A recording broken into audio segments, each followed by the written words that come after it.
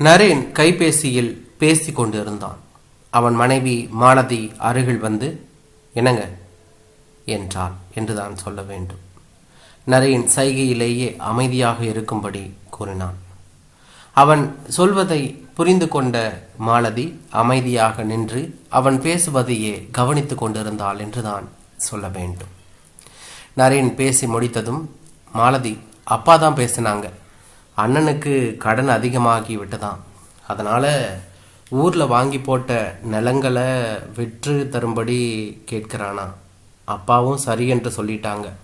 அதில் நமக்கும் சம பங்கு கொடுக்க சொல்லியிருக்காராம் என்று சொன்னான் என்று தான் சொல்ல வேண்டும்.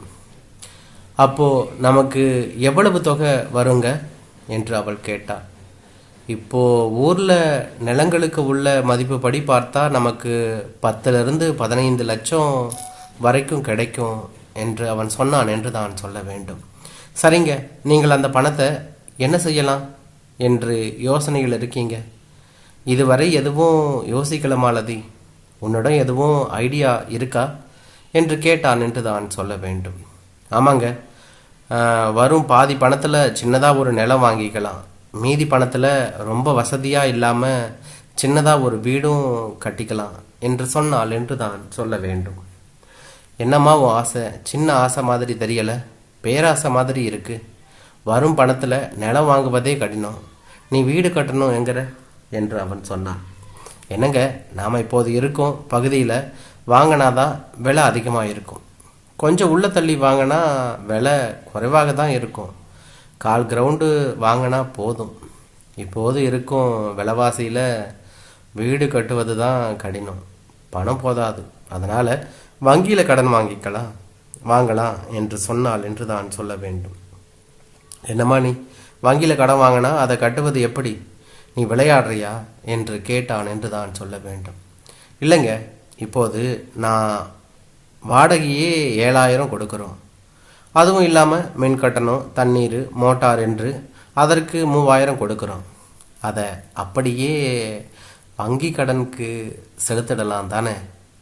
நாம் சொந்த வீட்டில் இருக்கிறோம் என்ற சந்தோஷம் இருக்கும்ல என்று சொன்னால் என்று தான் சொல்ல வேண்டும். நீ சொல்வது சரிதான். முதல்ல நமக்கு வர வேண்டிய தொகை வரட்டும். அதற்குள்ள நிலமும் வங்கியில் கடன் எவ்வளவு கிடைக்கும் என்பதை பற்றி விசாரிப்போம் என்று சொன்னான் என்று தான் சொல்ல வேண்டும். இருவரும் பேசியது போலவே காரியத்திலும் இறங்கினார்கள். அவர்கள் எதிர்பார்த்த பட்ஜெட்டில் நிலமும் கிடைத்தது.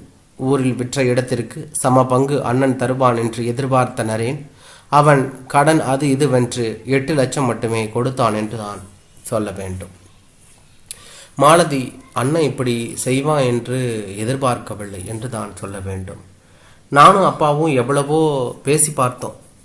பணத்தை கொடுக்க மறுக்கிறான், என்னை நன்றாக ஏமாற்றி விட்டான் என்று தான் சொல்ல வேண்டும்.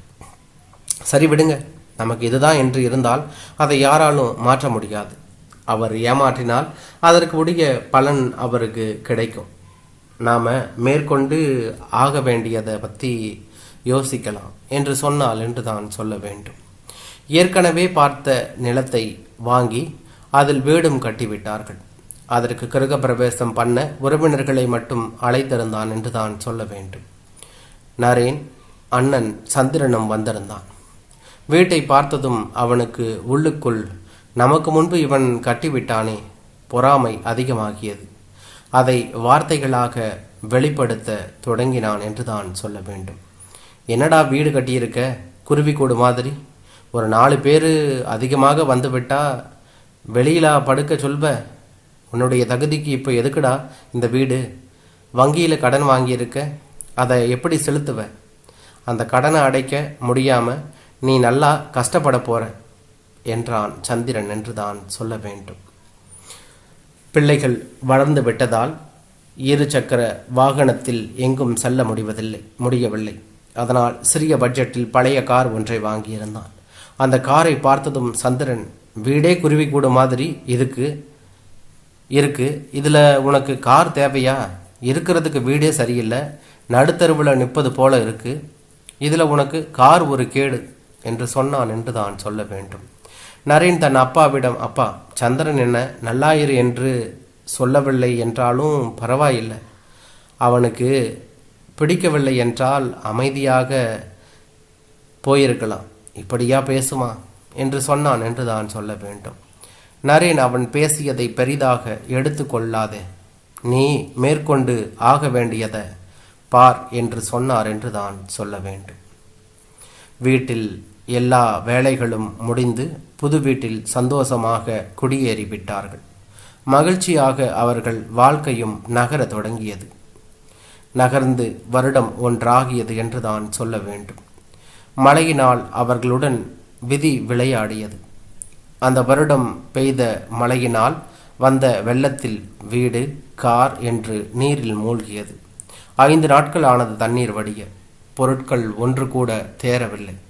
கார் ஏற்கனவே பழைய கார் என்பதால் சரி செய்ய முடியாது என்று சொல்ல, வீட்டை சரி செய்து வீட்டுக்கு தேவையான பொருட்கள் எல்லாம் வாங்க வேண்டுமே என்றால் அதற்கு 1 லட்சத்திற்கு மேல் தேவைப்படுகிறது.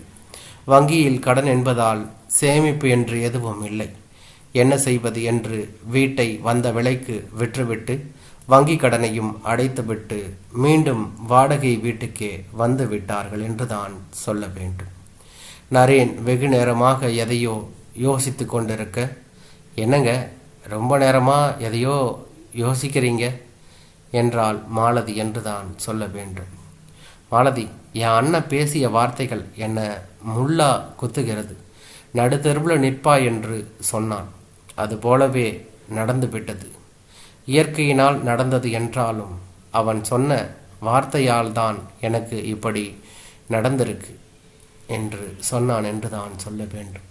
என்னங்க, ஏன் இப்படி எல்லாம் நினைக்கிறீங்க? கடவுள் நமக்கென்று என்ன வைத்திருக்கிறாரோ அதுதான் கிடைக்கும், நடக்கும். நீங்கள் மனதை போட்டு குழப்பாதீங்க என்று சொன்னால் என்று தான் சொல்ல வேண்டும். இல்லை மாலதி, அவன் பேசிய வார்த்தைகளால் தான் எனக்கு இப்படி ஆகிவிட்டது என்று புலம்பிக் கொண்டே இருந்தான் என்று தான் சொல்ல வேண்டும். ஒருவரை பிடிக்கவில்லை என்றால் அவர்களிடமிருந்து விலகிவிடுங்கள். அவர்களை வார்த்தைகளை கொண்டு வதைக்காதீர்கள். இந்த கதையில் நரேனுக்கு நடந்த சம்பவம் இயற்கையால் என்றாலும் அவன் அண்ணன் சொன்ன வார்த்தைகளால் தான் நடந்தது என்ற எண்ணத்தை உண்டாக்கிவிட்டது. இந்த வழி அவனுக்கு மறக்க முடியாத வழியாக தான் இருக்கும் என்பதை உணர்ந்து கொள்வோம் என்றான்.